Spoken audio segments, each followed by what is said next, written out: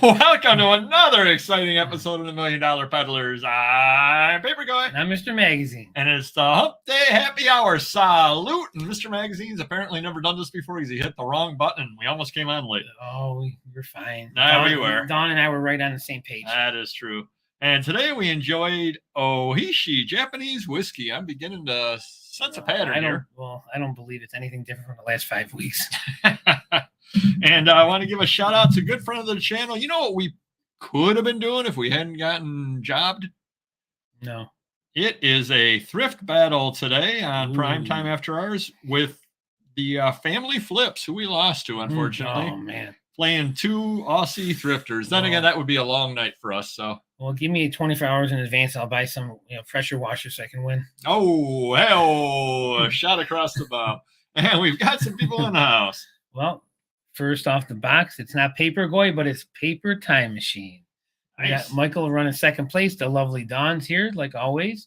Lovely Lori's right behind her. And, of course, the famous Thomas Gardner is here with the professor saying eBay sucks. I might have to agree with that right now. Well, why don't we start off with that eBay sucks? You sent me an email. Oh, stop. The lovely Linda's in the house. All right, go on. Earlier today about the... Oh. Jack's Jewels, Gemstones, and Precious Metal Jewelry is in the house as well. Yes, you did make it on time. And Nancy, the lovely Nancy's in the house. And Dave, also, CV, is in the house. Were you saying anything important? Because this is way more important. It is way more important. I can do this all night. Angela's Heartland Resales in the house. Good evening to you as well. So you sent me an email earlier today. The only way to shut me up.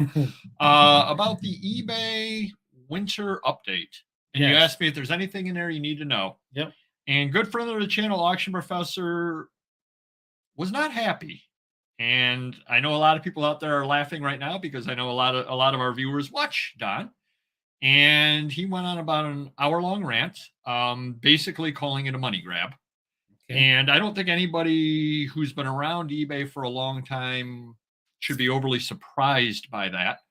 I'm making it up because I didn't write the numbers down, but if you were paying 12.7% commission before, now you're paying 13%. If you were paying 13.2, now you're paying 13.5, and so on. Rounding errors for me. For you, they are rounding errors. One thing that a good friend of the channel, one of our subscribers, did point out to me is they kept saying that it was a 0.3% increase. Well, yes and no. If you go from 12.7% to 13%, it actually is almost a 2.5% increase in your costs. So if everybody out there figures you're going to pay 2.5% more, they didn't raise it that way. They took the amount, the 0.3% that they were raising it, and said, oh, it's a 0.3% increase. No, it's a 2.5% increase. So they were a little misleading in how they did that. Okay. They're also going to be charging the promoted listings on shipping and tax that you pay, which I wasn't aware that they weren't doing already.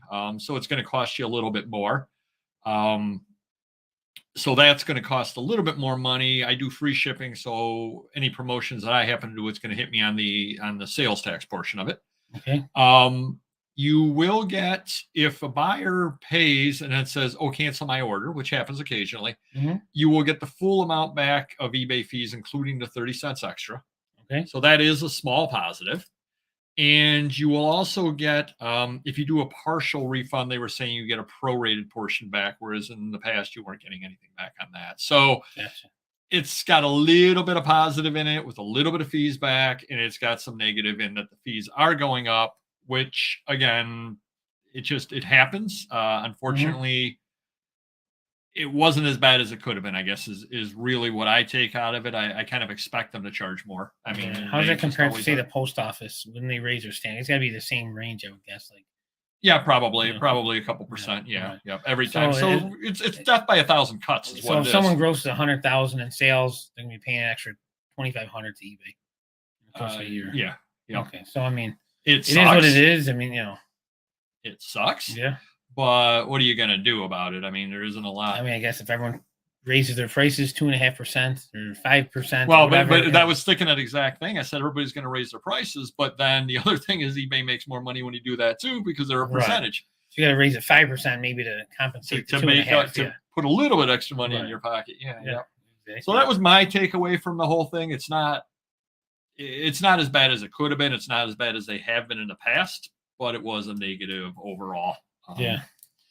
You guys are dealing with this a lot better than the good professor. You know, Guess, we've been on eBay for 25 some odd years, yeah. but you know, I've learned along the way that getting angry at eBay if I got to call and complain about something, it doesn't get me anywhere. So why get upset about it? You can't change what they're doing. You have to accept it or don't accept it and move to another platform. That's basically what it is, you know. Well, and I think eBay, when they made that change with the zero insertion fees and all that, they may have realized they were hitting the upper limit on what they could charge people. Right. And so they backed away and gave us the free insertions and all that. And now they're moving it back up again. Sure. And it's almost like they can't get it one area, they got to get it in another. So, you know. Yeah. It's almost like the frogs in the boiling water. All of a sudden they realize, oh, geez, the water's boiling. Right. I mean, you know it's going to go up something. So what's the difference if it's 1 or 2%? I mean, you're going to get mad at 1 like you get at 2. So there's really no difference. Yeah. So yeah, I'm not happy. Obviously, the time machine's got it. You know, he's got it right. Nothing you can do. Yep. Just move on. Yep. Breathe in, breathe out, move on. I mean, that's what it comes down to. But that was my overall. When I read it, that was my overall opinion of it. It sucks. Could have sucked more. Yeah. Maybe that's what it comes down to. Be a little more strict on your pricing. Go a tad higher, or don't accept such of a low offer. So if you normally take $7, $8 an offer, maybe take $8.50. There's things you can do. You just have to be, strict with it. That's all. So that was that. But I did want to watch all of the Osh Professor's video before we came on today, so I could, see how he felt about it. And again, he was not a fan of it, and that might be putting it a little bit lightly there. Did want to give a quick shout out, and I sent you the email. I don't know if you or the comment. Trash to Cash podcast actually mentioned us. Mm-hmm. I've actually seen some of their show before, and I was unaware that I had. But at their latest show that they put up, the one that was up as of this morning, at the 1 hour 23-minute mark, they commented on us that we have a lot of knowledge. So they obviously don't watch a lot of resellers. Yeah, a lot of voice. Thank you. Yeah.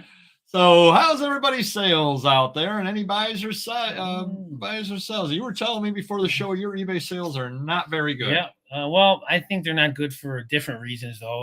Like I said, we lost one of our main pullers at the warehouse that pulls orders off the shelves, and he was working full time. So to compensate, our listers are chipping in right now until we get some more helpers, to make up for it. So instead of our listers, say listing 4, 5, 6 hours a day, they might be listing 2, 3, or 4 hours a day. So fewer items going on. And usually we're putting more on Amazon because we can pump them out quicker than on eBay. We are putting higher priced items onto eBay to make up for that. Instead of quantity, we're doing quality. But right now, sales are down a little bit. Amazon's great, so we're going to stick with that system for now, and we'll be back to normal at some point. As far as sales, the sales are down, but my buying is extremely up. Whoa, wait, extremely up. Yeah, we got. Wow, we got a lot of collections coming in all over the country, so. We're making room at the warehouse. We got the New Jersey deal coming next week. I got a massive Lego collection I'm looking at tomorrow. So always something. Magazines are coming in daily, so it's nonstop. Well, I have an idea. You're buying a lot of Legos potentially? Possibly, yes. Why don't you find a empty lot, and then you can use those Legos and build yourself a warehouse? Yeah. Oh, you saw where I was going with that. I did see that. Saw that. Yeah.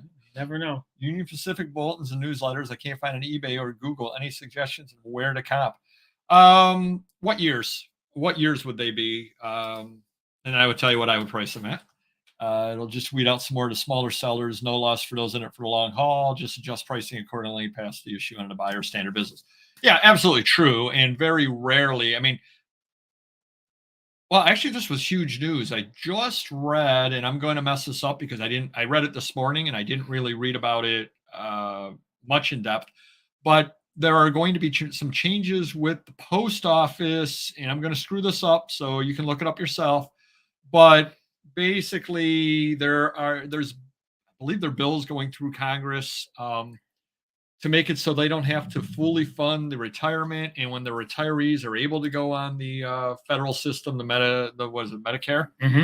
They'll have to go on Medicare and that. And they were saying it was some amazing amount of money. I read it this morning, but it was like $500 billion over 10 years or some insane amount of money they'll be able to save, which they then are going to be investing in new electric mail trucks, and they're going to be investing it in new equipment and that sort of thing. Wow. So that's actually potentially a positive, I guess. However, I don't expect next year when the rate hikes come along, they go, we're going to lower the rates. And I think that unfortunately that's the way it is everywhere. eBay nicks you for 2% or 2.5%. Post office nicks you for 2.5%. Your supplies go up 4% because, as he was saying, they pass along those costs to you, and so on and so on and so on. And it's just the way of the world, unfortunately. Yeah. That's why when you do find a good buy, you gotta buy it if you can buy it cheap. Just because absolutely. You gotta lower your costs somewhere. And if it's on the buying end, then it's on the buying end. Sure. Seller Subs says sales up. Wow, 212% over 31 days. Well, it's funny you say that, because my Sellers Hub said, and this was earlier in the week, said my sales were up 24%. The past 31 days were up 24% over the previous 31 days. What's wrong with that? I'm not in the mood to count in my head. You tell me. What was it? We'll say the month of January, just to make it easy. Yeah. The month of January was up 24% over the month of December. What's wrong with that? So January is better than Christmas? Exactly. By 24%. It's not even like it's 2%. It's up 24% from Christmas. Yeah, that doesn't seem right. I cannot imagine eBay's fourth quarter numbers are going to look good. I cannot imagine it. If I'm up 24%, John there is up 212%. Well, my profits are definitely higher in January because I stopped buying all those cards and it was just sitting around and making small profits on. So my January sales were not higher, but my profit could be. Yeah, it's crazy. It's crazy out there. How about your buys and anything? Yeah, there you go. Yeah, I do. I'll show you. We've been picking up. Well, Dawn's been buying some nice stuff. Yeah, she sent over a couple of pictures via Messenger, I guess it was. I don't know. Somewhere maybe it was Instagram. Was it Instagram? No, it was not. Oh, okay. But speaking of Instagram, somebody asked me if they were allowed to make fun of you for not being on Instagram because they saw you on Instagram. Yes, absolutely. I said, yeah, I put up all the hashtags and I put it up. So yeah, you can feel free to make fun of them anytime. So made them feel better. I love the attention. That's why I purposely do not do Instagram so I can get when you're on, or when you're. That's how I get attention on this show because I don't talk much. Well, I did do an Instagram of a buy. I ended up buying, I spent $1,150. Wow. Over 2 days at an estate sale. Okay. I probably picked up 850 Dell comics from the 50s. Wow. Nice. Some nice stuff in there. Nice shape. BG. Yeah. Okay. I can't argue with that. Yeah. The second day was funny because it was half price day, and I got there, and a friend of yours that sells games to you was there. He's the first person in line. Yeah, thanks. I was like the 6th or 7th person in line. As soon as it opened up, because I'd been there before, I sprinted to the comics, and I just started grabbing piles and handing them to the guy there. Go, this is my pile, this is my pile, this is my pile. That's how you do it. There were about 10 minutes after the sale opened, they were down to about 4 small groups of comics left that weren't worth it. Right. So everybody just went right for the comics and picked stuff. Cool. Cannot argue with that. It was fun. It was fun to get the stuff, except now I get to get the stuff listed. And you ever listed the comics from that one Auburn deal? Was it Auburn? I did not list comics from that. I didn't list the comics from 2 or 3 years ago that I bought all those boxes off you. I still got those 200 longs from those 3 deals sitting in the garage. So yeah, comics apparently are scared. They shouldn't be scared piles because they're easy to list, but I think because the sales are so slow. Well, and it's funny because I made a little note over here on my little cheat sheet. Do you remember back? You're supposed to say no. Do you? Well, I'm looking at Angel's response to your Union Pacifics or 1950s. Sorry. Oh, all right. I was going to lead into that, but you wouldn't stop talking. Well, do you know how the show works? Well, I'm trying to cover myself for not listening to. 1950s. I mean, I probably would go. If you've got a pile of them, I probably would. If they got graphics on them, obviously that would increase the value of them. But if they're all got kind of the same graphic on them and they all kind of look about the same, you got a pile of them, I'd go $3-4 a piece and throw them all together in one lot. you're not being outrageous on that. Put throw it up for auction first. Put best offer on it. If it doesn't sell, you're not going to go wrong at that. But remember, I had mentioned that I had met a couple of subscribers and was looking at things in 7-degree weather. Yes. That was what, a month ago? We had 7-degree weather back then. Yeah. I don't think I've listed anything out of that since that week. Wow. And that's so far backed up that I'm probably not going to get to it this year. Oh, yeah, we're super backed up as well. Because sports cards, holy cow. I didn't mean to cut you off, but my manager and I we've been selling Joe Burrows like crazy because he's the hottest card in years. And we were kind of counting up all the good boxes, and we literally have easily 100,000 cards that we estimated they were probably worth $10 a piece. Yeah. So just $1 million in cards sitting there that we don't have a good lister. They have to have a sports background. They should have some type of sports knowledge because they're dealing with players and teams and so forth. But it's just amazing how backed up we are. Oh, Don's not doing so well the last 30. Well, although Don could have had a banner Christmas. That is true. So if she had a banner Christmas. Yeah. But, I'm going to be going back. Remember how I mentioned I had gone on that house call a couple of times with the jet where I was standing out in the middle of the freezing cold out in the shed behind the house, et cetera, et cetera. He ended up calling back, and he's got stuff. So I'm going to work out a price before I get there per box and just, say, hey, look, I'll take a bunch of stuff. I need $15 a box, $20 a box, whatever it is. Yeah. And just picked all that stuff up too. More stuff that I don't need.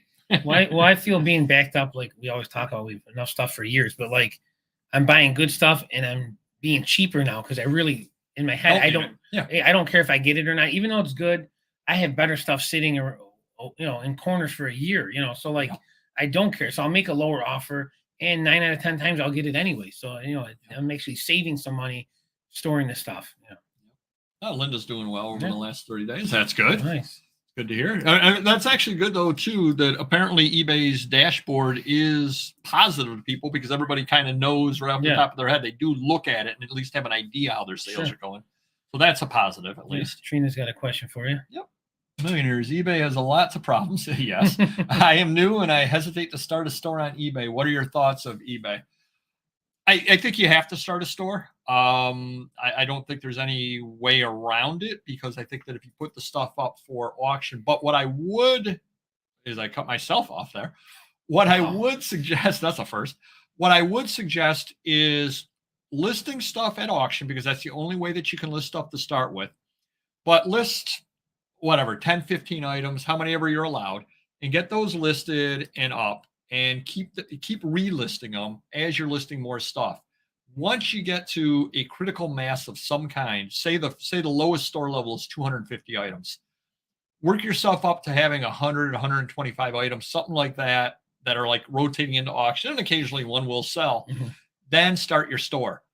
Then you've at least got 100 to 125 items to populate the store with, as opposed to starting the store today and having nothing on the shelves. Right. So that would be how I would do it in that case. That's what I did with the Vivs-Views and $1 Million Peddlers. I did both the same way. way. Random neighborhood kid? How's he doing with his startup? He's not doing so well. He's not doing so well. Dawn's been selling more on Etsy. Speaking of which. Hold on. And her Etsy orders are up huge. Look at that. 500%. Speaking of Laurie, speaking of which, I sold 2 items on $1 Million Peddlers. I sold 2 items on Vivs-Views. And I had 1 buyer on Etsy. Okay. Do you notice how I phrased that? Yeah, I'm wondering why you have 1 buyer. They didn't pay? They bought 8 items. Oh, wow. And apparently an insider tip on... What were the items, if you don't mind me asking? I was just going to give the little insider tip out there. Yankee Magazine. Oh, okay. Yeah, I've sold them in groups, Yep. Somebody went and bought 8 Yankee magazines, so I cannot argue with that. Like Jeter era or vintage ones, or no, Yankee as in the New England. Oh, okay. Wow. As in Cape Cod. And... That's why they're on that site. Okay. Yeah, I cannot argue with that. Yeah, no, that Yankee, the Yankee, you know the Yankee that you don't list. Well, I guess I won't be seeing those magazines randomly hidden throughout my store anymore. No, they do sell over there. And then you know how in the past years there was that big ephemera auction, sometimes twice a year, sometimes once a year, a couple of hours away that I would go to all the time. I picked up a lot of really good buys at it. That's when you used to drive with your buddy with the truck. Yeah. Okay. Yep. Used to drive a couple When did you hours stop, away. when did you stop doing that? Like COVID? Yeah. Okay. They stopped having it. I just got an email. They're having another one. Cool. This weekend it ends. Hmm. Online only. Oh. And so they're shipping, or you got to pick it up? They will ship it. Or you could pick it up. Or I could pick it up. Hmm. But I'd have to drive a couple of hours to preview. Yeah, exactly. There's no online preview. Well, there is the online stuff, but they actually they have a lot of good box slots, right? And stuff like that. They usually do. Hmm. I'm not bidding on one item. I went through the items they have and I said, they're going to losing sales for me. Not that it matters, because they will make it up from other people. And I'm not, I'm not a big deal. But if I were there, I would go out of habit of going. I would take the day off of work and I would go down there, and I would end up filling up the car full of stuff, and I'd end up spending $1,000 on stuff that I don't need.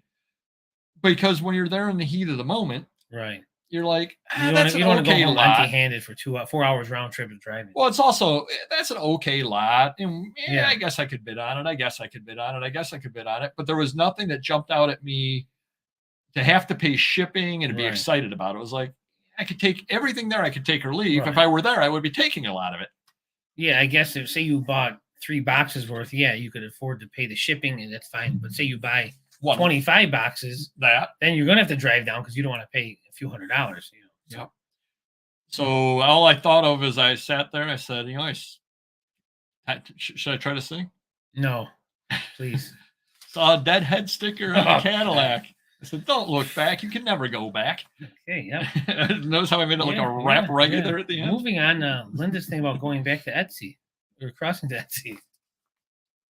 Definitely do reach out to me because I made that. I went over to Etsy. How long have I been on there now? 6 months, 8 months, something other like that. Right. So I can give you some tips. A lot of people did help me with it here in the feed. They did help me, so I can help you. Just reach out to me at the $1 Million Peddlers. Like Don said, I think that was one of the reasons I didn't want to put too many Playboys when I was going to start putting Playboys on there, just because you're paying per listing.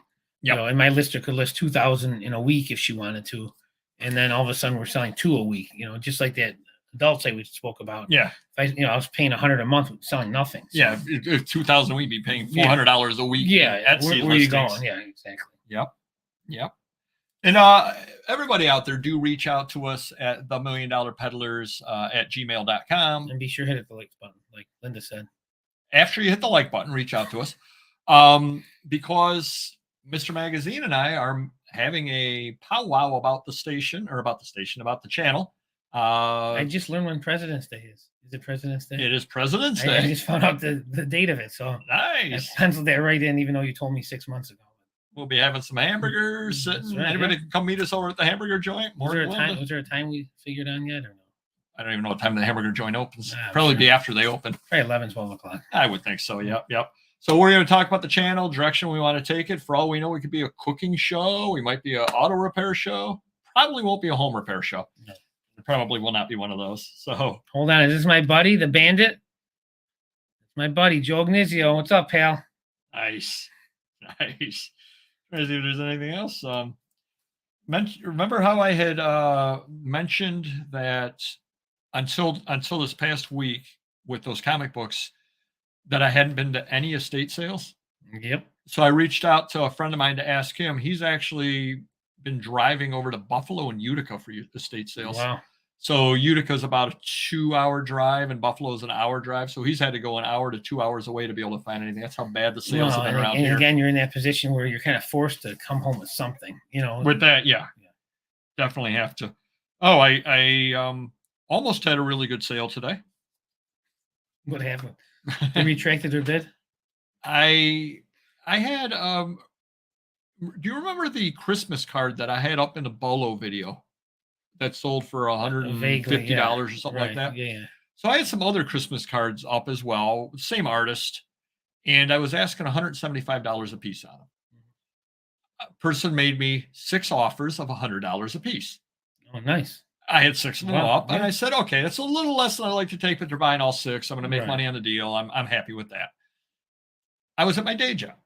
I don't use the eBay app, so they made me the 6 $100 offers. Right. Okay, no problem whatsoever.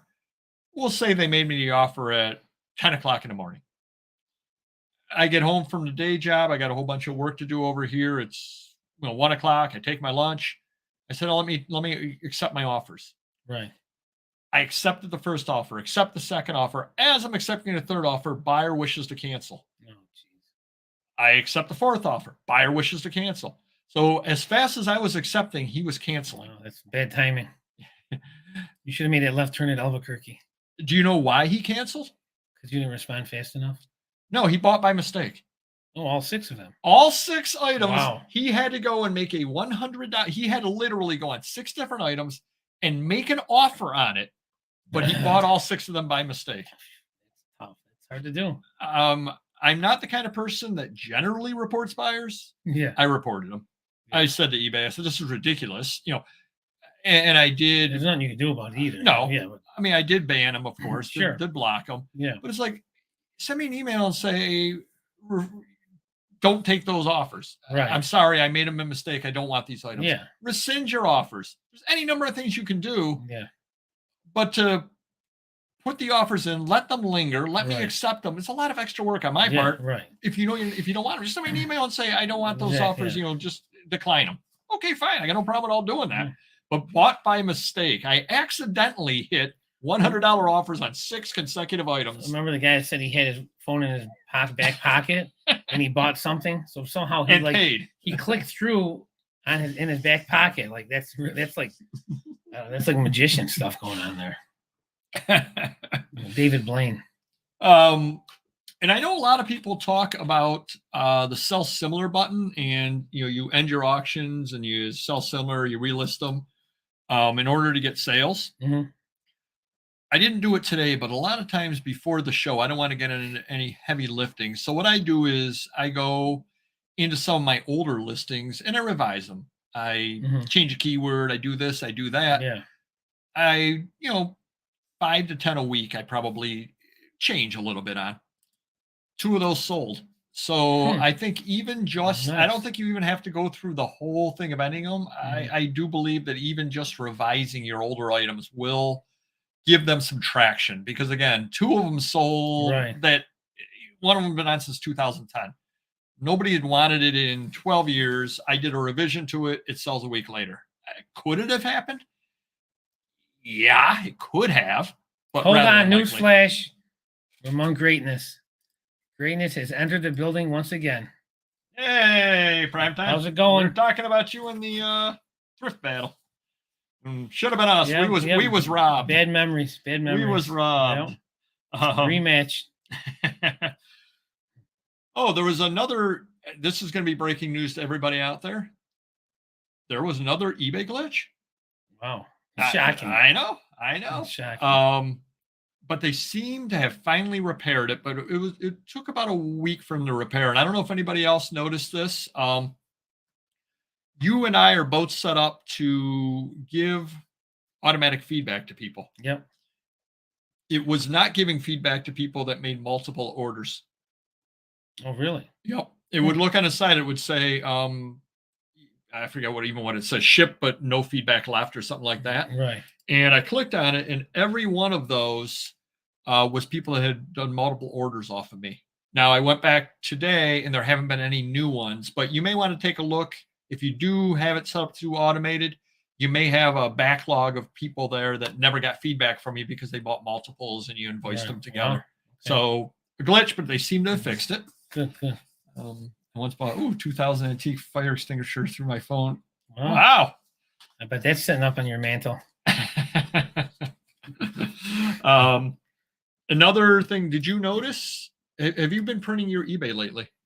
There's a new color bars or something going on. There you go. Yes. New color. Congratulations to eBay. They changed the color of something and did not crash the site. So that baby steps. Baby steps. They copied the new Rite Aid colors. Good for them. And I'm sure that's what they were going for too. I'm glad you saw that. Yeah. Did you go into shipping labels? So I haven't been printing eBay. My manager has been. I've been doing Amazon. So I'm going to say no. Well, you know how when shipping labels that you've purchased already? Okay. Now there's actually pictures of all the items. Really? Yep. When you print it? No. When you go in and you want to take a look at shipping Oh, I labels see you what you're printed, saying. Oh, okay. Wow. there's So if I want to void one or reprint one, oh, very cool. yep, there's actually pictures of all the items now. Wow, that's actually helpful. That is actually helpful. So I got to give them a shout out. That's what your extra Yeah, fees are we paid give for. so many refunds and cancellations that it'll made it a lot more clear now. But yeah, they were able to do that. So that is another little change that they made over Vintage there. Philly has a question for you. This guy here is right. Wow. Wow. You're my kind of guy. Every week. Yeah. Every week. I tell you. He's telling me every week. Wow. Couple of other quick things. Wait, when you guys in the thrift battle last week? No. That was about a year ago. Yeah, we were more famous back then. That was about a year ago. We were on the thrift battle. And we lost. You can find it though. I'm sure if you check Prime Time's backstock. It's under upset of the year. Wow. Couple of other quick little things there. Oh, we actually have, and I'm giving everybody out there a little bit of homework. We actually have next week's video planned. Were you aware of this? Sure. Yeah. Live show? Oh yeah. Everybody out there, and they are correct. They talk about the SEO, search engine optimization, and they talk about keywords and the good keywords to use. And we do that a lot in our Bolo videos as well. We'll tell you every Saturday. We'll tell you things like, Art Deco is a great keyword. Marilyn Monroe is a great keyword, that kind of thing. Next week, we want to kind of turn that on its head and explore it a little bit differently. And your homework is to give us some advice as well. And what we're going to talk about next week, we're going to talk about the good keywords, but we're also going to focus on what I'm calling the dead keywords. Waste of space. Keywords that you would think would sell things that you would think would sell, yet you put these keywords in and they never move any product whatsoever. And whatever your niche is, I'm sure over time you've learned that, hey, I always list VW Bug. I thought that would be a hot seller, but VW Bug stuff really doesn't sell. And so then I think this will help everybody, because then if you've got the magazine, you've got the choice of cars, and you're like, okay, the Corvette I know does sell. Right. Oh yeah. Tucker sells. Yeah. That would be a positive. VW Bug actually doesn't sell as well as it should. DeLorean does. I'm going to leave Bug out, and I'm going to put Tucker. 720S. Oh, okay. Yes. You save it for next week. You can give you rambling keywords of the week. Oh, well, here you go. John has an idea here. Look rare. There you go. LQQQ. Yeah, exactly. LQQK. Yeah. Yep. Question regarding listing one-page double-sided piece of 1920s automobile ephemera. I've been showing the front side of the page and only a part of the back page. Is that cool, or should I show it all? Something like that, I would show it all. I think that is more for the collector. I think the collector actually wants, and they want to see the whole thing. They want to see the condition on that. Like someone in a bikini. In 1920? No. One of the flappers? Oh, goodness gracious. There's a keyword for you, flapper. Yeah. So bring those next week. Bring keywords that really aren't keywords, because I think that'll help everybody out there, especially if they get into areas of things that they don't normally sell. Yeah. So that's going to be now, next in week. Papergoy's head, he wants to say to himself, save that till next week. You were going to say that, weren't you? If you said that, I would, yes. Yeah. But I don't want to. All right. Enforcers in the house. I don't want to heckle our fans.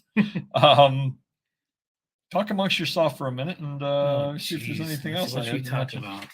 The weather. All right. I was going to say the New Jersey deal. Go ahead. Well, so we're ordering the truck tomorrow. It's going to be the largest Penske 27-footer, 300 plus boxes, 15,000 pieces of books, magazines, records, toys, movies, you name it, all horror and sci-fi. Yeah. So, and I've pretty much sight unseen, but it sounds like a deal, and we're going forward with it. I left room right at the warehouse for a huge area, so we're good to go. Well, and I will be. My handyman came by today and measured the area for the attic stairs. Okay. Once I get those attic stairs in, I will begin to remove those plain books over there. Good. I'm not doing it now because the stairs are rickety, because they're literally hanging by one bracket. Just give me 12 minutes. We'll be over. We'll be over with the box truck and one box at a week, one box at a time. Oh, it'll clean it out. That's baby steps. It's like it's something. A third of a year. It's something. If you come over every day. It's something. Okay. But I really don't want to be walking up the stairs that are being held by one bracket carrying big boxes of stuff, because if that fell, that would not be nice. That would definitely not. Oh, speaking of glitches, and I wonder if anybody else got this, that Amazon survey. Oh, that's right. Yeah. Yeah. Did you get one as well? I got one as well. And you got one. Yep. Yeah. So Amazon Services sent over survey for new listings. There was no survey in it. I'm sure Amazon seller got one. And hey, Amazon sellers. So not only was there no survey, but they were telling me about how they were adding list price to things that you had to put in if you sold in tabletop _game _sellwar _suit _set _snack _food _bar. That's one category. That's one category, because you and I have both sold in that category before. Oh, we have? Oh. That's what they told us. I didn't know it existed. Exactly. That's a rambling category of the week. Exactly. So even Amazon is capable of glitches here and there. That's a good one right there. Don's got a good one. Speaking of glories. Yeah. Speaking of glories, I think I had a little too much to drink. One other buy that I ended up making. The football card, the graded one. No, okay. Not that one. But I did buy a football. Yeah, I hate Mr-Magazine. We all know that. He gave me a good price on a 1968 Topps Team Test set card that I never knew existed. Well, I sort of knew it existed, but I never had one before. 25 cards in a set. Well, I have one. So I just bought a second one out of the set, and I'm bidding on about 6 more. So Mr-Magazine cost me a lot of money by giving me a good deal. Hey, if I'm building a graded Spider-Man run, you can build that. That is true. There's 800 items in my run. And I actually did buy off of a eBayer. I got an email, which you get all the time as well. The Win magazines, which I mentioned a couple of months ago, I bought off of Abe Books. Okay. They saw that I had a bunch for sale, and they said, "Are you interested in buying some?" And I said, "Yeah, sure. What are you paying?" I said, "Well, I'll be honest with you." I said, "I paid $2.50 to $3 a piece delivered for the ones that I have. Right. They don't fly off the shelf, but I like them." Yeah. The person said, "Well, would you give me $2.50 a piece plus shipping on them?" And I said, "Yeah, I would do that. Sure." On the same 3 yeah. I said, "Sure, I would do that. No problem at all." I said, "But it has to be through eBay." Right. Oh, now usually when you tell people that, that's the last you ever hear of them. Yeah, right. Yeah. I said, "It has to be through eBay. I'll make this easy for you. Call the listing." Go, "How many magazines you got?" She said, 99. I said, "Call the listing 99 mags for Papergoy. That can be your title." I said, "It's winter over here, so you get a box, get the smallest box that they can all fit in, put a garbage bag inside of it for in case they stick it outside in the snow. Sure. Take a picture of the box. That can be your picture, because you have to have a picture up. Yeah. And do the math and buy it now for that and send me the item number." Yeah. They actually did that. Nice. And they actually sent it out. Smart, so willing, and able. Yeah, and that does not happen very often. No. eBay has no problem whatsoever with that, because they got the commission on the sale. Yeah. So they're happy about it. I'm happy because I got the eBay protection. Yeah. They did not complain about paying fees or anything, which a lot of people end up complaining. Right. So they must have picked them up, cleaning out a house Yeah. or something like that, and they just want them gone. Yeah, So they're happy because they made the sale to me, and I made it as easy as possible for them. I'm happy because, I'm getting something or other that I enjoy selling. Yeah. And eBay's happy because they got their fees. So once in a while, it does work out where you can walk an eBay or through listing stuff. Very rarely, but it does happen every once in a great while. Travis makes a good point. So I'm sorry. And a free garbage bag. Very good. Are you coming to Philly area in your trip, Papergoy? That is where I am leaning at this point. That is where I am leaning. You can get rambling stories in person. Ooh. They're all much better, aren't they? Yeah. Yeah. You said that with some level of conviction. That is where I'm leaning. Going to head on into today's main topic, which is focus on your bread and butter. Okay. And the reason I do this is everybody thinks the grass is always greener. Always. Yeah. What do you primarily sell? Magazines. magazines, sports cards. You will, and we've mentioned it any number of times in videos, you will sell many other things. Sure. But those are more or less just one-offs. Right. Yeah. How worthwhile is it for you to learn accordions? Not very. You see them once in a great while, Right. and you do a comp when somebody walks in with one. Yeah, and I would offer less because it's something that could be broken. I'm not an expert on it. I don't know how it plays. So certain things I would buy if I think it's a hell of a deal. Where if I can pay 30 and make sell for 130, I would do something like that. I'm not going to pay 50 and sell for 100. It's not worth it to me. Exactly, because there's a level of knowledge that you have amassed over the years, be it sports cards. And we were using a perfect example at the store Monday morning. I could show you, and you certainly could show me just an older. I only know the older stuff, but I could do it for you with the newer stuff. You could show me a sports card and say, "Hey, what is this?" I could go, "Oh, it's 68 tops. That's Right. 54 tops. Yeah. That's this. That's that." Now, some of the obscure stuff, obviously, Yeah, my not. employees think I'm like a genius or something. But you've been doing it forever. We've been sorting cards, building sets for almost 40 years. So yeah, it's second nature. So we don't have to learn the cards. Right. But if all of a sudden if we knew nothing about them, we wanted to get into it, there's a gigantic learning curve. Yeah. Now, obviously, if you have the ability to pick up a huge collection of something or other that you think is good and you can pay very cheap on it, well, obviously, at that point, you do expand. Right. But otherwise, what is the opportunity cost of you learning accordions? Very little. Well, no, very high opportunity cost. Yeah, very high opportunity there. cost. Little profit, Little reward. Because it's not like a truckload of accordions where, wow, I can buy these for $5 each and sell them for 150. That's a different story. But even that. But even one, I'm going to buy it and it's going to sit in the corner. So I might as well not even buy it. But even the truckload, you would offload them. Yeah, yeah. I'd have to. You would sell them and be happy getting $100 a piece out of them. And there might be $400 or $500 ones in there because it's not worth your time learning that this is and I know nothing about accordions, but knowing that this is the XLJ version that's worth a little bit more. You don't care. You're putting them on at $100 a piece and moving them on out. And if you're leaving money on the table, so be it, because you're making enough money. Yeah. But everybody always talks about expanding into other niches, and there's nothing wrong with doing it.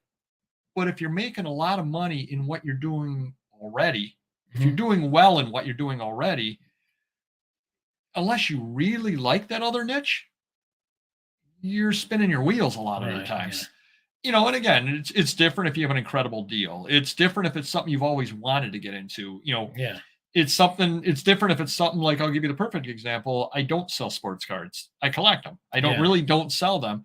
Well, if all of a sudden I said I do want to get into them, even if it's the newer stuff, it's a short learning curve for me because I have a background in grading. I have a background in all that stuff with them. Sure. But moving into different niches, you spend a lot of time and money. Right. Yeah. Really. And what's the last niche that you moved into?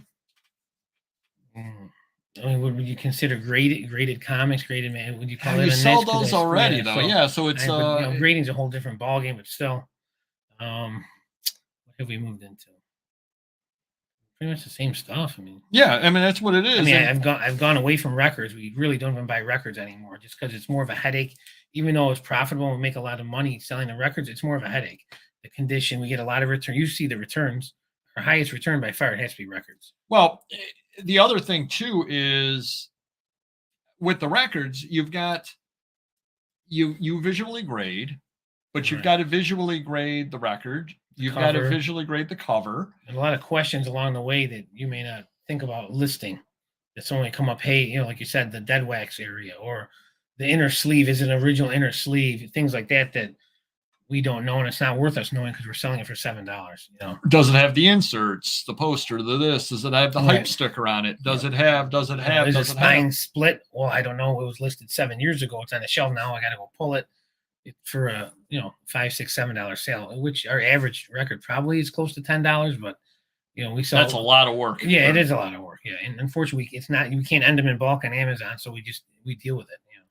Well, and then the other thing too with the records too, one of the big problems that I noticed with your records throughout the years, two problems. One problem is that the record inside is often not the proper record.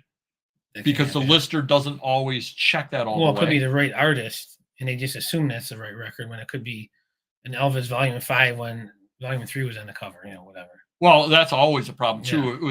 It was a 3-volume set, and you've got 2 of the 3 volumes, and your Volume 1 has Volume 3 record in it. Right. Yeah. That happens all the time. And the other one, who knows what ended up happening to it? It got thrown out. It went to some other collection. It's somewhere else.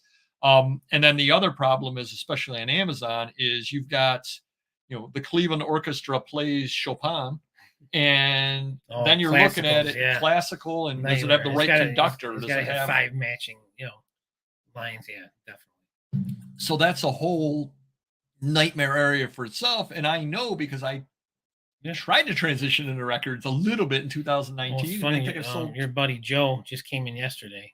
He used to sell me records in bulk. I got 500 records. I go, not trying to sound like a jerk. I'm not interested. Even at 10 cents, he said. I go, I don't have the room.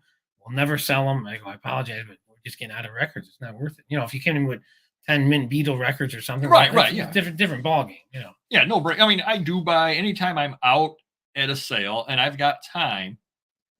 I do look at the records. Sure. I'm basically looking for sealed records. Yeah. Because I can sell a sealed record. Right. I mean, sealed board games, anything like that. Anything new old stock, I definitely can sell, and I'm willing to do it because I'm not paying a lot for it. Now, if I did go to a sale last week and they did have records there, and I saw people walking out with them, but they wanted $5 a record. Right. I'm not buying any records at $5 a record. I don't know enough about them. It's not worth my time to learn. I just thought of a niche I kind of went into when I was forced to with this large deal with the non-adult movies, like DVD and VHS. I really never dealt with them in bulk. Now, because those collections were huge, I learned about the sealed ones being valuable. I got some of the sealed ones graded. So I guess I was trying to think of a new niche, and that would be it. And I would still buy them from now on because I made money on them. When in the past I would have passed, I would have turned them down, but because I bought so many so cheap, right? And they listed so easily, so quickly. They're easy to store. They're light. So, and we did really well with them. So that's something I would continue to buy because I took a chance at one time. See, and I've been buying occasionally if I find them, especially if they're sealed at church sales and that kind of thing. Yeah. And I haven't gotten a score yet. Everything I've had is junk and it's still sitting down there. I get it and I go to list it on Amazon and it's like, oh, this is $2.24 sealed on Amazon. Oh boy, wonderful. Well, you got to put $10 on it and pray that everyone else sells theirs soon. Yours is next in line. I do not like records. Yep. To 100 Salvation Army yesterday, trying to clean up my antique shop. They do take up a lot of room. Yeah. Records do take up a lot of room. And again, you can make huge money in them. I know Auction Professor Don makes really good money on them. Well, and our buddy from Pennsylvania does well with 45s, and hopefully we'll work a deal on me selling or trading my 45s for magazines. So. Yeah, no, and I guess the example I was going to use that I wrote down over here, and it's something rather to think about why you should focus on your bread and butter. A couple of different things. We did a live show a while ago about should you invest in stock or inventory, stocks or inventory. And the conclusion was you should invest in inventory because it's guaranteed money as long as you know what you're doing. Yeah, you're buying right, sure. You're buying right. Yeah, you're guaranteed to make money, whereas the stock market is more of a crapshoot. Really is. And those that make money, they take risks or long term, where a stock could be $1 now and $100 10 years from now, where I could be buying this collection in Jersey. Say the average item is $10. You're talking about $150,000 for 10% of that. Yeah. Right now, I'm making that. Investing into something that's worth 10 times that. And it's guaranteed money that you're going to make. Right. The only thing is listing the item is the only problem you're going to have is listing it. Yeah. And in order to do stocks right, you've almost got to make it be a part-time job. Yeah. In order studying the stocks, learning this, learning betting that. On sports. And that was what I was just going to say next was I actually wrote down betting on sports. We have a good friend that's likes to do it with the apps and all that kind of thing. And he does a fair number of bets on sports. And he can't believe that the only bet that I've made since I downloaded the app was the one where it was one of those teaser to get you in. And I won $150 because they were basically giving away money. Right. And that was the only bet I made. And he's like, well, you bet on this? I go, I don't have time to study it. And I don't have time to learn who's going to score the first touchdown, I think. And who's going to, is this guy going to throw for more than 225.5 yards? I don't know. Yeah, I don't have time to learn it. To make it a hobby or a second job, you have to put a lot of time into it like anything else. you know, I will make more money guaranteed listing items than I will studying the Super Bowl. Sure. I just will. Now, if I happen to enjoy doing it or whatever, I get pleasure, but I also don't. I get agita if I Yeah, I don't like betting. I do the parlay. That's about it. I get agita if I'm going to lose money on I'd rather buy a $300 comic than lose it at the roulette table or in the Super Bowl. I've done okay with 78s. I got practically nothing. Yeah, that's what it comes down to. It's a lot of work, including packaging and shipping them right. Yep. True. Yeah. Definitely is. The example I was going to use is I've been working for the state for a long time. And you see these contractors out there that 15 years ago, they were asbestos contractors.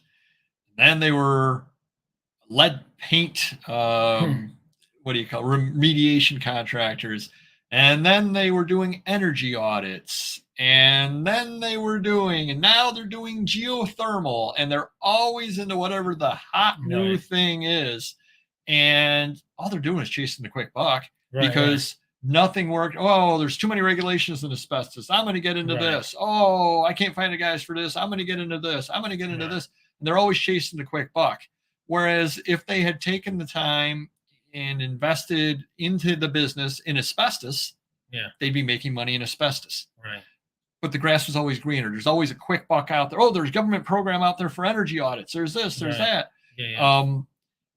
Everybody and their brother out there was doing for a while there was doing the medical transportation. It was amazing how many new businesses were coming up that would be getting paid by Medicare and Medicaid to drive people to their doctor's appointments. Everybody and their brother, anybody who had a car was doing it. Everybody and their brother was driving for Uber Eats, DoorDash, all those, Lyft. Everybody and their brother was doing that. Some were doing all three. Yeah, you're doing everything out there. And it's like, just get a second job at Walmart. You probably make more money doing that. I mean, I understand that, you don't have the freedom, et cetera, et cetera. Right. But that's a sure thing. You show up at Walmart, you're going to be working your shift. It's a sure thing. But a lot of people like to chase these things. And a lot of people make the mistake, I think. You mention this all the time in gambling about how they only tell you when they're doing good. That's very true. Yeah. And I think it's the same thing with sales. They're telling you, oh, I paid $5 and I sold this for $1,000. I'm doing great. I'm doing great on this. I'm doing great on this. And they're not mentioning it. Well, they paid $5 for that card. They sold for $1,000, or they bought 100 other cards with it. So they have $500 invested. I remember back in the heyday with sports card shows, and there's a dealer now, never had a bad show, always made thousands of dollars. Every dealer you see, these, it's a great show. And no one ever had a bad show. I've been to as many as them. And guess what? A lot of my shows were bad shows. Maybe my expectations were higher, but where I needed 5,000 to make it a good show and they needed 500. I don't know, but these guys will never tell you they're doing poorly. Oh, I can tell you, Don is over at the Trucker Protest. Yeah. I can tell you, because my father used to do the shows back in the day and the comic shows. And if he's watching right now, sorry, Dad, I'm giving away your information. It used to cost $35 for a table at most of the shows. And they used to get like 4 tables. So you're talking, $140 they invested in the tables. Some shows were $50 tables, whatever. Sure. $600, $500. I mean, that's what they would do. You got you got over $100 into the table. Right. You got all the money into all the things you're selling out, and they were doing $500, and that was a good show. And they had shows where they were. And after your cost into the item, you're only making a couple hundred. You move some product. You had a little fun that day. So maybe you got to buy. Maybe you did this. Maybe that. Sure. Yeah, but it definitely didn't pay for itself most of the time. No. And I remember we went to Niles, Ohio, mall show, 5 days. 5-day show. You're driving an hour and a half away. And they drove back every night. We drove back every night. Setting up at the mall show for what are the hours of a mall? 10 o'clock to 9 o'clock at night or whatever it was. So you're setting up there and you're doing $350 in a day on a Thursday. Crazy. Where are you going? No, I agree. It's crazy. Where are you going? Yeah. So definitely stick to your bread and butter, because that is, assuming you're successful at it, that's guaranteed money. That's guaranteed profit. You know what you're doing in it. And another problem for me is why do I want to get into a niche? And here's a good example. Today, I bought my buddy with the adult stuff came in. He lives a half hour away. It was a $3,000 deal, but he had thousands of pieces. So he had a whole box. I don't know how many it was, a couple hundred signed photos. So I go, let me get organized and put all my signed photos together. I got a box here, box there. And before you know it, I have 4 boxes, like paper boxes, all signed photos, thousands of them. And, there's probably $100,000 sitting there, but, why am I getting to a niche when I have $100,000 in signed photos sitting here? It's like, these should be on. This is my niche. This is, there's no point in getting into anything else, honestly. Yeah. Cassette tape sealed. Sealed definitely are. Yeah, the Gen 1 Soundwave transformer that has the dog cassette that goes in. That's probably like $1,000, I think now. Nice. So yeah, they are coming back. I think that's a toy. Oh, sorry. Even the blank media, the cassettes, if they're sealed, if you pick them up for 50 cents to $1 a piece, you can't go wrong on them. You'll make some money on them. I mean, you may have to save them up and sell them in a group, but I don't know if anybody's even manufacturing cassettes anymore or not. I don't as far as the blank media or not. So those have value. I pick them up anytime I'm at a sale. Yep. I've done well enough. Yep. And we just need a new keyboard. Okay. Shut the keyboard down. That's a first. I was wondering how many years it would take to do that.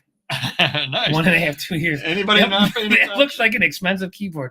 Luckily, it's under warranty. Sure. Do we have a random neighborhood kid with a towel? We'll figure it out. You might need a monitor too. Good times. There you go. Classical music. Oh no, and those people have money too. That a lot of people that buy. Anybody that doesn't know, Mr. Magazine just decided to throw water all over the keyboard. Yeah, this is a blooper episode we've been hoping for. Well, why don't you talk to people for a minute while I grab a towel? All right. Goodness gracious. All right, we're going to go with Travis here. Do German books sell? We picked up old German books, and they just said, but who knows? What the hell are we even listing? We don't. German books, they sell? It's got to be a craft sellers. show, Yeah, slow sellers on most of them. This is a good video over here. Slow sellers definitely use Google Translate on them, though. And what I would use, especially with the old German, is I would use it on the phone, and I would take the picture that way. The old German, good luck trying to read half of that because a lot of, oh my goodness, doing a little housekeeping over here. All right, let's go. We'll clean up the rest of it later. If nobody wants moving on. Wow, gone off the rail. Some niches are fun to get into, right? What niches do you enjoy getting into? Well, I like what I'm good at, I guess. Or I love comics. I love toys, sports cards. I've collected all that stuff, so it's something I'm familiar with. I've been collecting and selling most of my life, I guess. So I guess I would say I'm going to call it niches because they aren't things that I necessarily they are magazines but I would say the early 1900s magazines and the foreign language magazines. Artwork for you. Yeah, I don't know if I enjoy it so much. Oh, really? I mean, it's okay. It's not bad. I mean, I think if you kept with it, But I think that those, the 1900, and I just put up on Instagram this morning, I picked up a Scribner's magazine, and it's got a Maxfield Parrish in it from 1904, I believe it is. Yeah, it's a $75 to $100 magazine that nobody knew Maxfield Parrish art was in it. So those are like neat little things to me because nobody else around this area specializes in those. So it's amazing how many of those stupid old Century magazines and Scribners and that stuff from turn of the century are out there that I can end up picking up. And I do enjoy it. I enjoy listing them, and I never know what's going to be inside of the issue because people charge $1 a piece. I'm looking at it going, you're charging $1 for a magazine that's 120 years old. That's crazy. I can't lose money on this. Are $8 to $10. Yeah. Cannot lose money on this. So that's a niche that I really enjoy, things like that. Yeah, definitely. So Mr. Magazine is having. Well, he's not having any more water. So my rambling story is we were doing a live show one day, and I was really thirsty, and I decided to drink, and the cup hit the cord on the mouse, and then it rolled onto the keyboard, and I couldn't stop laughing. It was just amazing rambling story. That was a good one. All righty. So how are you going to beat that one? Well, I do have one to beat. I do have one that beats it. So comment down in there about your thoughts about the bread and butter. But like I said, think about it as guaranteed money. Think about it this way. If you are in the stock market, Think of your bread and butter as being your dividend stocks.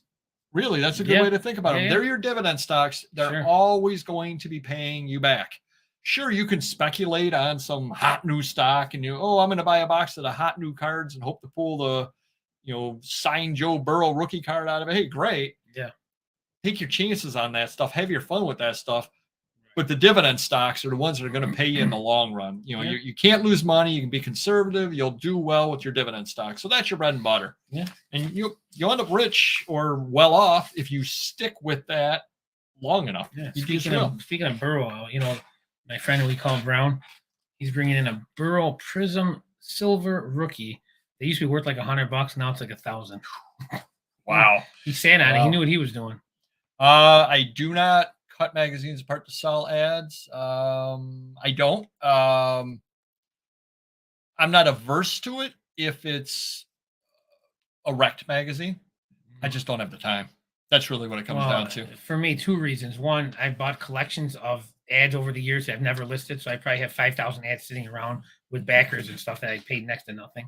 But 2, if I could have, say, 25 listers at any given time, maybe I would probably have one person cutting up Life magazines that I have 10 of each of, and selling them for $15 an ad, and hopefully we get 10 out of it. But, I don't have that luxury of having that many listers, so I'll stick with my niche.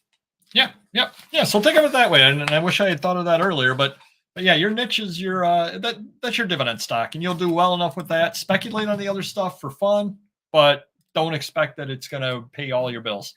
That'd be how I put it. Postcards and jewelry, always everyday sellers. Fun stuff for me. See, and that's the best of all worlds when you enjoy what you're selling and it sells well for you. That's the best of all worlds for you. Been selling print ads lately and really enjoying it. Cool. Yeah. See,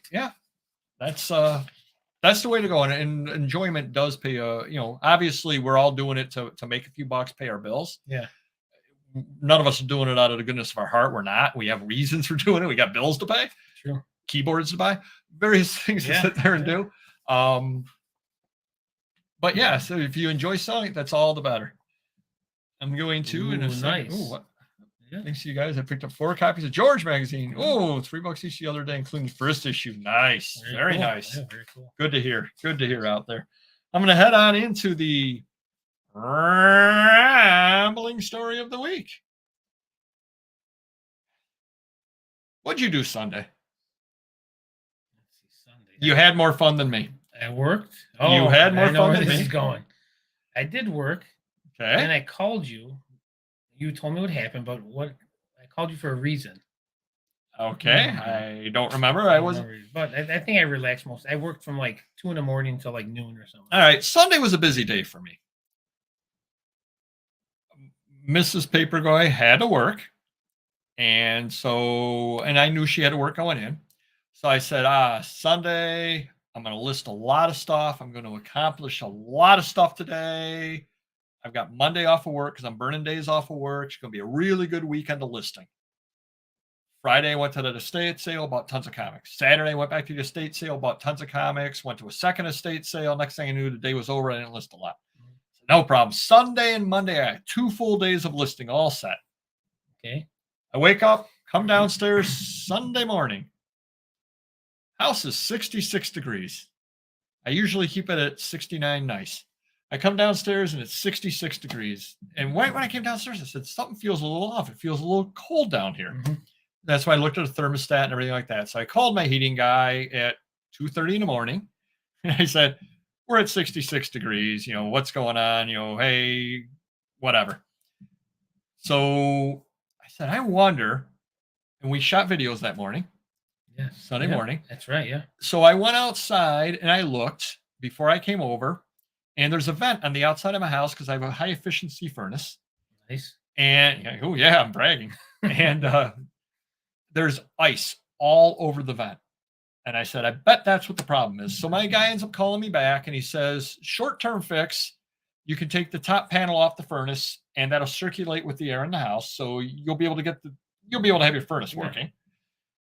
You're going to want to end up cleaning the thing off. And I said, okay, I'm going to wait for it to warm up a little bit because, it's 5 o'clock in the morning, 6 o'clock in the morning, whatever it is.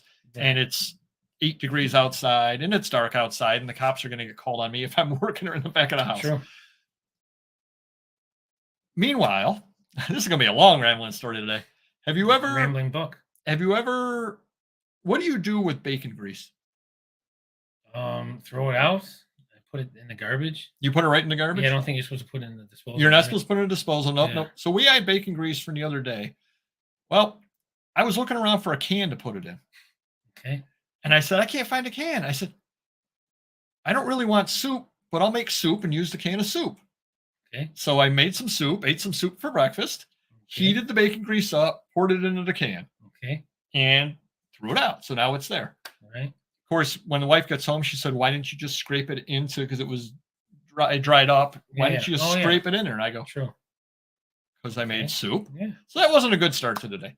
So random neighborhood kid and I went outside, and there's the ice all over it. Got a chisel. We've got a screwdriver. Ice is up to my knees, or snow is up to my knees when I'm walking back there. We're trying to get this thing. We got the ice off the top. All over the back of the vent, there's ice. So I've got my fingers up there to pick the ice out. But you've only got enough room to get your fingers back there. You can't get the screwdriver back there or anything. So I'm picking the ice out like that. And no offense, he's not the handiest guy, and he's got no depth perception. So it can't be easy out there. It was not fun. Was it light out at this point? Oh, yeah. It was Okay, like 11 o'clock, and it had warmed up to about 20 degrees. So I'm literally laying in the snow, and I can't get the bottom pieces of ice out. You know how I got them out? I took my fingers and was holding the ice with my fingers, melting the ice with my fingers as the water is running down my hand into my jacket in 20-degree weather.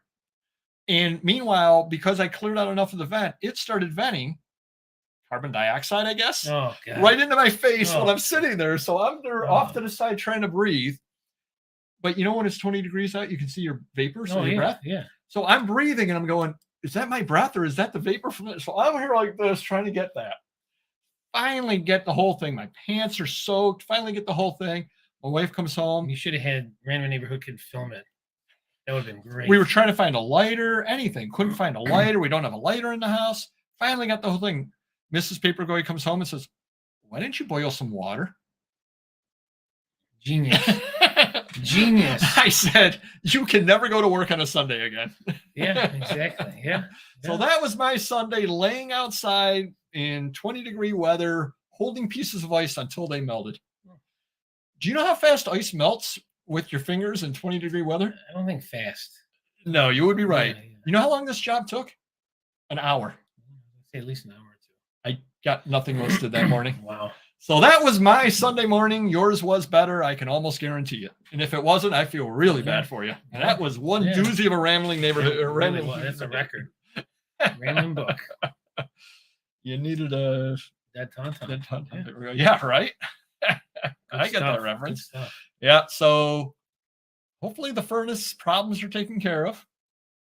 Look at the bot stayed on long enough to hear your rambling story. Very cool. Very cool. Good for you, bot. Thank you. And that was the rambling story of the week. So yeah, that's what I say. All right, everybody. Thank you for another fun show over here. It was a crazy show. This was one of the more interesting ones we had. Yeah. Great rambling story. Mr. Magazine throwing water all over, threw water on me. Next week, give me one of those coasters that is set in. Maybe that might help. Might Maybe help I'll a bring little one. bit. Yeah. Hit the like button if you haven't already. And remember, you all have some homework next week, and we're going to be talking about dead keywords, words that do not sell your items. And dead keyboards. Nice. I see what you did there. So do comment with us next week with some dead keywords, things that you would think would sell things, but actually don't. It'll help everybody. I'll give you a couple. I've got a couple right in mind that spurred this. You think about a couple of them out there. Hey, this just does not sell stuff. Right. And I think that'll help everybody. If everybody out there in their own little niche has a couple of words that don't sell things, it'll help everybody out there.